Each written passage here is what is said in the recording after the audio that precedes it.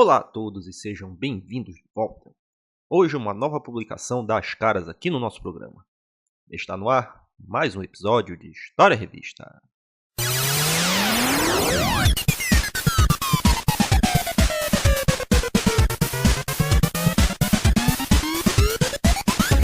Gamesferas, esse é o seu nome.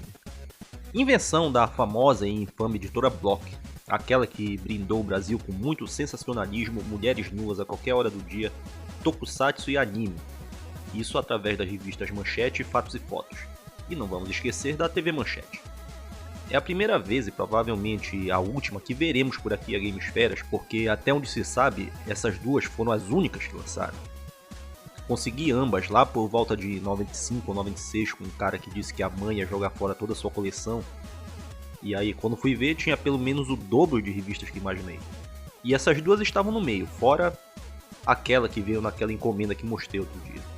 Então é aquela história, se a mãe de algum de vocês aí ameaçar jogar fora toda a sua coleção de revista, pode entrar em contato com o programa que nós vamos dar um jeito nisso. Vamos lá então com a primeira. Gamesferas 1, janeiro e fevereiro de 1992.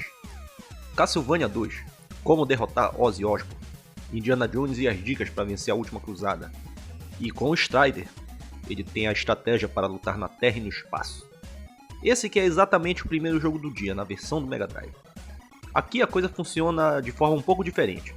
A parte que seria a análise não é bem análise, só fala do que se trata o jogo, e depois segue um detonado. Em algum momento o texto fala dos gráficos e do som dessas coisas e também conta um pouco da história do jogo. Aqui diz que no futuro, perto do ano 2000, vai existir um país no leste europeu chamado Kazafu, onde apareceram criaturas que invadiram a Terra e destruíram tudo, e logo os 5 continentes foram conquistados pelo grande mestre Meio. Seu objetivo é comandar a Terra através de uma estação espacial que é a Terceira Lua. Enquanto isso, numa ilha dos mares do sul, que se chama Moralos, o Hiri, um Strider classe A, recebeu a missão de acabar com o exército inimigo. Ajude-o a cumprir esse objetivo. Não sei se a história procede, mas realmente capricharam nesse texto. No detonado tem mesmo uma coisa bem passo a passo. Fotos numeradas, explicação dos comandos, nome dos inimigos. Isso era encontrado na época nos manuais que eram bem caprichados e vinham com ilustração e ficha técnica, que era melhor ainda se o jogo fosse japonês. Colocavam data de nascimento, altura, peso, qualquer coisa que ajudasse a criar uma identificação do jogador com os personagens. Um ponto a favor aqui dessa revista foi a decisão de fazer as fotos bem grandes, mas o ponto contra foi que eles fizeram isso sem tentar esconder que foi para poder colocar poucas fotos de cada vez e poder fazer cada matéria com muitas páginas. Podemos ver aqui como essa página tem 4 fotos, o que acredito que nenhuma revista usaria um espaço tão grande para colocar essas fotos que estão tanto mal tiradas. Não era como nas outras revistas, que as suas fotos eram captura de imagem, e aqui são fotos tiradas da TV. Também tem a questão do tamanho das letras e essa estratégia que está muito grande aqui, que é justamente para poder ocupar espaço e encher linguiça à vontade. Mas essa nem é a única artimanha, logo nós vamos ver mais.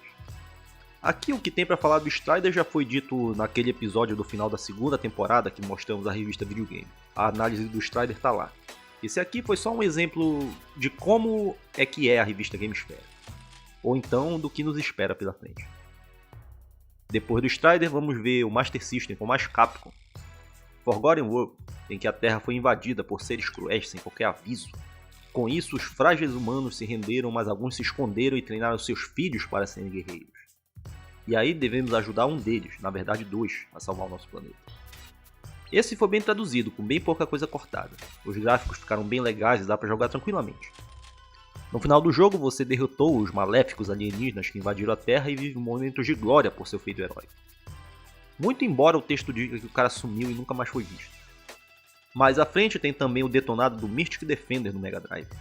Sempre ouvi falar muito bem desse jogo, mas nunca vi em nenhum lugar até hoje, só fui ver em movimento mesmo quando cheguei ao vídeo que ilustra essas páginas.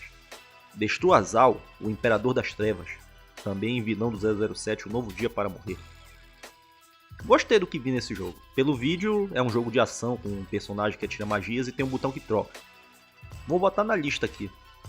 E é legal isso, que vendo esse jogo em movimento, ele é exatamente o que eu pensei que fosse o Duel Master, que também nunca consegui jogar ele até hoje. Seguindo em frente, tem a seção de dicas infalíveis, que é aquela história. Páginas e páginas de blocos flutuando com dicas. Vai da página 23 até a 35 que vamos pular solenemente para chegar a um dos grandes momentos de hoje. R-Type do Master System. É porque esse jogo é muito bom? Um dos melhores de nave de seu e de todos os tempos? Claro que não. É por uma coisa muito melhor do que tudo isso junto. Na sede de contar em detalhes a história do jogo, que nós vamos ver de perto aqui nesse trecho do final, o pessoal correu com a leitura e alguém viu um ponto ou uma vírgula ou 2 pontos ou alguma coisa de pontuação aqui no trecho "Seu nome ficará para sempre". E acharam que "Your name will remain" se refere ao nome do piloto. E aí durante toda a matéria eles se referem ao jogador como "will remain". Tipo aqui, agora o Will está dentro das cavernas assustadoras. Ou então, nos depósitos de Bido, o Will deve tomar cuidado com as cápsulas circulantes. A melhor arma são os plasmas. Esta é a terceira e última caverna de Bido, onde o Will deve entrar. Apanhe a esfera amarela e cuidado com o ciclone. Novamente na fortaleza, o Will tem que enfrentar um ciborgue, um ser metade homem e metade robô. No R-Type é aquilo. O próprio nome do jogo fala que a estrela é a navezinha R9 e o jogador é o piloto sem nome e sem rosto. É assim que ele se identifica, sem qualquer chance de Will Remain ou qualquer coisa do tipo. O ruim mesmo é que isso tinha que acontecer justo em 92, uns 15 anos antes de qualquer possibilidade de virar meme. Mas já falava aquele velho ditado do Confúcio: antes tarde do que nunca. Vamos tentar então fazer uma coisa pela primeira vez aqui. Escreva lá no seu Twitter #WillRemain seguido de um fato sobre ele, tipo aquele do Chuck Norris. Vamos colocar assim, tipo, Will Remain salvou o universo pilotando 14 bis. Will Remain zera bullet hell de olhos fechados. Will Remain não desvia de tiros, as balas têm medo de acertar o Will. Invente seu fato e mande lá. Vamos prosseguir em frente e continuar no Master System. Aqui nós temos o Indiana Jones e a Última Cruzada. Um jogo que sabemos que é curto, mas fazer o seu detonado em 6 fotos, sendo que só 4 são as fases do jogo, 2 são a tela de apresentação e a tela que vem antes de começar uma fase, isso aí já é exagero. Essa parte passou que mal percebemos. Vamos continuar então. Nintendo 8-bit, Castlevania 2 Simon's Quest. Simon Belmont volta para a pacata cidade de Castlevania que está novamente aterrorizada pelo Drácula. Isso de acordo com a revista. Na história oficial, ele está com uma maldição dada de presente pelo vampirão-chefe durante a batalha do primeiro jogo. Aí lá vai ele de novo, atrás das partes do corpo para ressuscitar o Conde e poder matá-lo mais uma vez. Antes dele tinha Metroid, agora temos o estilo Metroidvania de andar livremente por aí. Aí temos que encontrar itens, levar para o lugar certo, backtracking para acessar novas áreas. E também tem um pouco de RPG com a coisa de conversar com as pessoas. Dá para comprar itens, entrar em casas. Também tem a invenção do esquema de passar dia e noite. Durante o dia os inimigos são poucos e estão fracos. E também a cidade está com toda a sua população andando para lá e para cá. De noite tem muitos inimigos e eles estão mais fortes e eles andam pela cidade. Um possível eco do Zelda 2 que tinha mudado a visão aérea para side-scroller e manteve os seus elementos de RPG. A dificuldade alta foi um fator determinante para largarem desse esquema pro resto da série. E aí só foram fazer do jeito certo quando veio o Symphony of the Night, que é sem comentários. Nesse aí, as coisas estão bem claras do que tem que se fazer, para onde tem que ir, enquanto que aqui nesse jogo, o pessoal que fez achou que as coisas estavam bem óbvias quanto a fazer isso e depois isso, e leva o item pro lugar tal e fala com a pessoa tal. Talvez estivesse tão óbvio e fácil que resolveram colocar algumas pessoas nas cidades para mentir e aumentar a diversão do jogo. Entra o elemento da dúvida, será que é isso mesmo? Mesmo com seus defeitos, não deixa de ser um Castlevania. Quem quer arriscar uma partida pode procurar por versões que foram mexidas pelos fãs, que eles ajustaram a maioria desses problemas e sumiram com eles. Tem algumas que corrigiram bug, tem alguns que a dificuldade é menor, tem aqueles que fizeram o jogo com mais ajuda. Tem para todos os gostos. Procure o que lhe agradar mais e boa jogatina. Agora vamos seguir em frente e voltar para o Mega Drive. Achei que a sessão do Mega foi lá atrás, mas tem um outro jogo aqui no final. Não está muito organizado isso aqui. O que temos é o Burning Force. Veio do Flipper direto pela Namco e aqui eles contaram a história certa pelo número. Nós jogamos com essa garota chamada Hiromi, que está em treinamento. Ela quer fazer parte da patrulha espacial e pilota a nave Signak. Quase que fica a pato que canta. O estilo do jogo lembra Space Harrier, mas não é tanto assim. É menos frenético e na primeira parte de cada fase ela vai de moto, só dá para se mover lateralmente. Aí depois, para a parte final, aparece um equipamento que dá para voar e o movimento fica realmente livre para qualquer lado da tela. Como em Space Harrier. De qualquer forma, é um jogo muito legal mesmo. Os gráficos fazem muito bem o seu serviço de ir pro horizonte e dar essa sensação de 3D. Gostava muito na época e nunca me importei de nunca ter zerado esse jogo. Qualquer motivo para ir lá e jogar de novo era válido. Muito legal mesmo. E antes de continuar para o próximo jogo, tem na próxima página umas palavras sobre CD-ROM e mais uma vez essa foto clássica do Senna lá na SEGA. Ele está jogando Super Monaco GP. Deve ser a terceira vez que aparece essa imagem na terceira temporada. Mas é um clássico. Merece aparecer de novo mesmo. O último jogo dessa primeira parte é para o Nintendo, SCAT. Primeiro de tudo, é preciso avisar que se tu for pesquisar sobre esse jogo, muito cuidado ao escrever essa palavra no Google.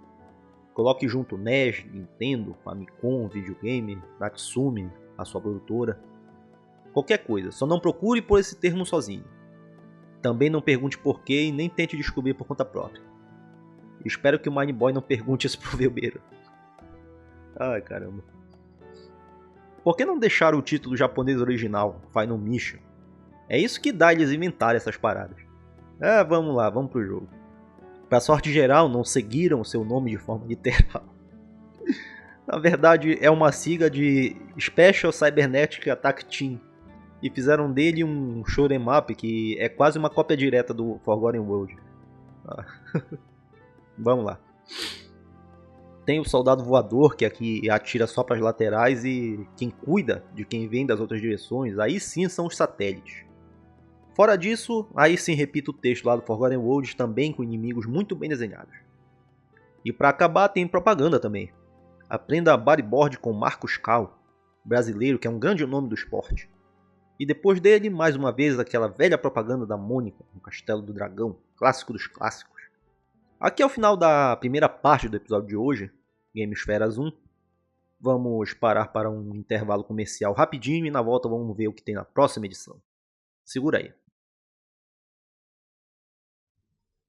You left him for dead in Konami's Castlevania. How foolish to presume he'd perish without leaving a curse. For now, in Simon's quest for Nintendo, fate stalks your very being, and you need more than clues from cowardly villagers to survive when day turns into night. But just keep telling yourself it's only a video game. It's only a... Huh?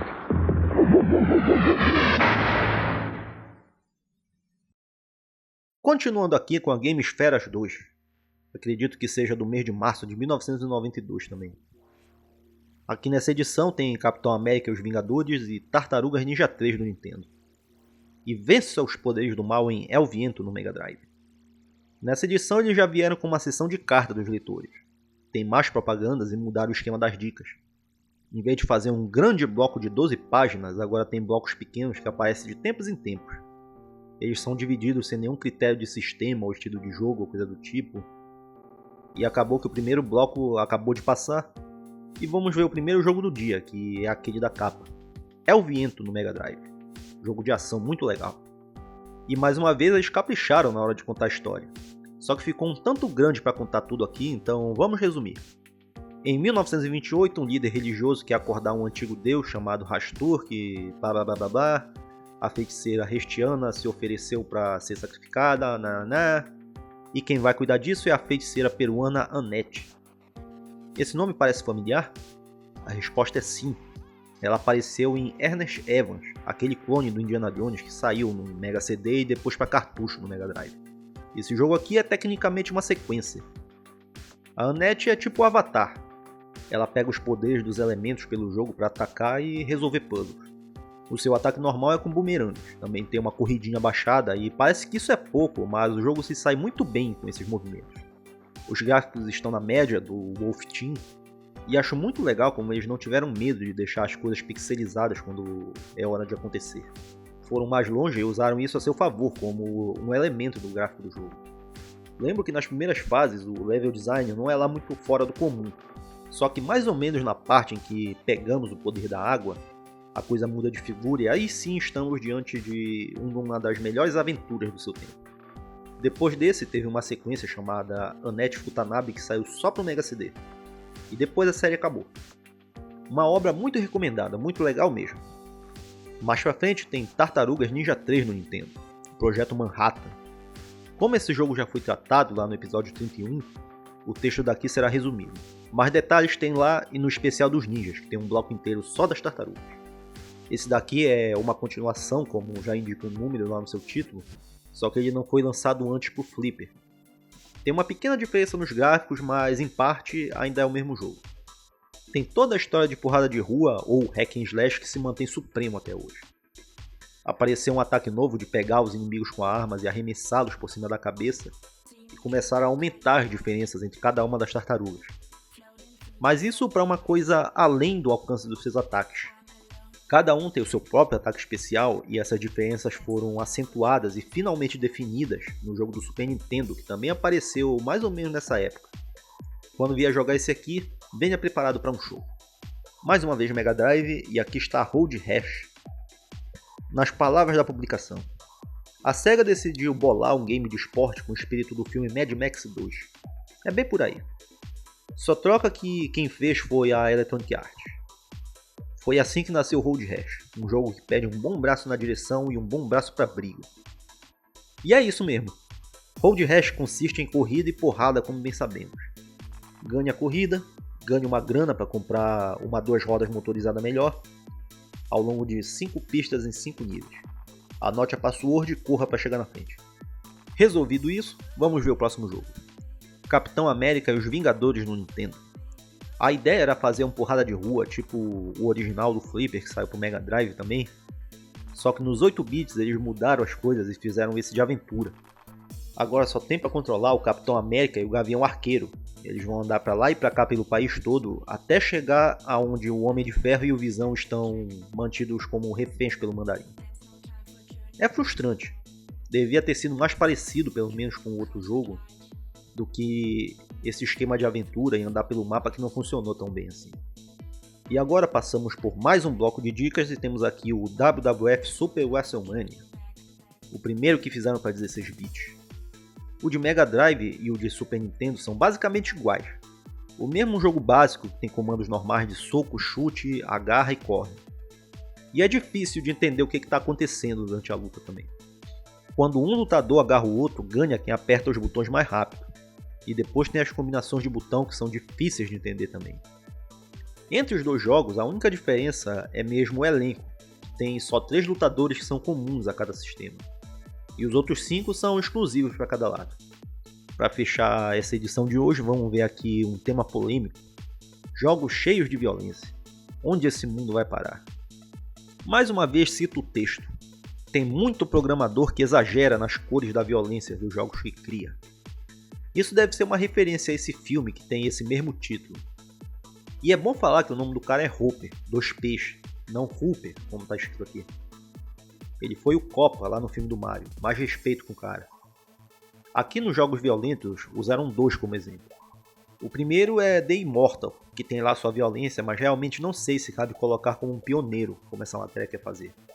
O outro é um caso já famoso que tem 4 nomes diferentes. Mundu Fight Palace, Slaughter Sport, Fatman e Tongue of the Fatman. Língua do cara gordo. E isso é só o começo, que já fala muito sobre esse jogo, que é de luta, mas é ruim de doer. Tudo aqui tá errado e a coisa é tão feia que é difícil até entender como eles conseguiram ir tão longe para achar que a violência do jogo seria algo alarmante, se é difícil até chegar ao final da luta. A coisa em si é que o gordo do título bota a galera para lutar até a morte. Acontecem coisas com quem perde a luta, mas é mesmo difícil focar em qualquer outra coisa quando o jogo é tão ruim desse jeito. Até mesmo a coisa do título, a língua do gordo, se trata de um golpe dele que tem uma cara na barriga que abre a boca e dispara a língua para bater no inimigo. Se fosse para falar nesse tempo de jogos violentos, dava para pegar um muito melhor, o Schiller do Flipper, que saiu para Nintendo também. É aquele de tiro que os cenários são câmara de tortura, um jogo que é de uma finesse que poucas vezes foi vista. E para acabar com esse episódio, vamos ver de novo o Marcos Calcun e a sua aula de bodyboard. É mais um episódio duplo que acaba. Gamesferas 1 e 2, ano de 1992. Até onde temos conhecimento, os únicos exemplares dessa publicação da Manchete. Agora é hora de mandar sua curtida, comentário, compartilhada e todo o resto com esses links que se encontram aí embaixo. Eles vão aparecer se tu der um clique onde está escrito Leia Mais. Sua ajuda é realmente importante para que essa história continue por mais tempo. Agora vem a parte de agradecer todo mundo por vir aqui novamente. Vai, um abraço a todos e até a próxima.